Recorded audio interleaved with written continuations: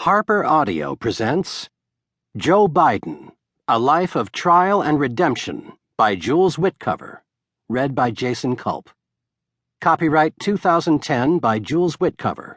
Production copyright 2010 by HarperCollins Publishers.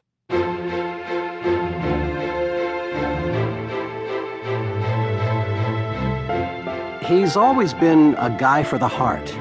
He wants to be the guy wearing a cape, Captain Good. Tom Lewis, Joe Biden's close friend at Archmere Academy and roommate at the University of Delaware. Prologue. The long road that Joseph Robinette Biden Jr. traveled to the American vice presidency, and in the tired but accurate cliché, to within a heartbeat of the presidency, was one of triumph and tragedy. It was a journey of great hopes and expectations raised, then dashed, then resurrected, then dashed again and revived again, but always short of the man's dream of attaining the Oval Office. Despite the Horatio Alger saga that has grown about Joe Biden over the years, the bright and ambitious Irish Catholic lad born in gritty Scranton, Pennsylvania in 1942 did not exactly rise up from poverty. In his family roots and tribulations, however, he did experience the rigors of working-class urban America. His father, Joe Biden Sr., did encounter hard times, but not until after he had enjoyed the beneficence of a rich uncle, who positioned him for a lucrative executive job that soon found him on the polo fields of Long Island and in the cockpit of his own private plane.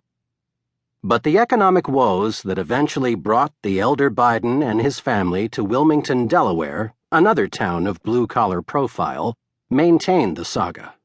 At the same time, it provided the launching pad for the rapid political climb of Joe Biden Jr., a cocky and aggressive young lawyer elected to the New Castle County Council at the age of 27 and to the U.S. Senate at 29, 5 weeks short of the required age to sit in the august body. Blessed with a boyish charm, athletic agility, a dazzling smile, and the quick and overflowing gift of gab, young Joe tap-danced through an elite Catholic prep school, the University of Delaware, and the Syracuse Law School. He met the smart and beautiful girl of his dreams during a spring break in the Bahamas, married her, and quickly began a young family of 2 boys and a girl. Even before he was to be sworn into the Senate, Joe Biden had all the earmarks of a golden boy reaching for the stars and armed with all the personal, social, and intellectual accoutrements for grabbing his share of them. Then came with shattering suddenness the family tragedy that was to be the darkest hour of Joe Biden's life, and yet a springboard to eventual personal recovery and political achievement. When, after 15 years of impressive service in the Senate, he first reached for the presidency, a fateful run of carelessness and hubris brought the golden boy down, seemingly ending that high ambition. Next, a life-imperiling stroke that forced him to the sidelines, ironically saved his life, and in time set him, 2 decades later, back onto the same quest for the presidency. Sustained through all this time by a restored and steadfast family life, Biden tried again in 2008. But not even his broader experience as chairman of the Senate Judiciary and Foreign Relations Committees could erase the public remembrance of his failings in his first presidential run, and his second bid met the same quick fate of the first.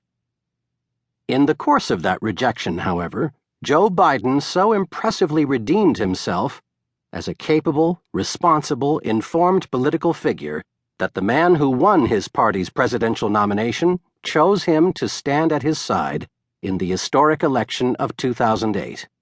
In Barack Obama's emergence as the nation's first African-American president, he brought Biden with him as his standby and partner in governance, as close to the achievement of Biden's lifelong goal as circumstances seemed to promise.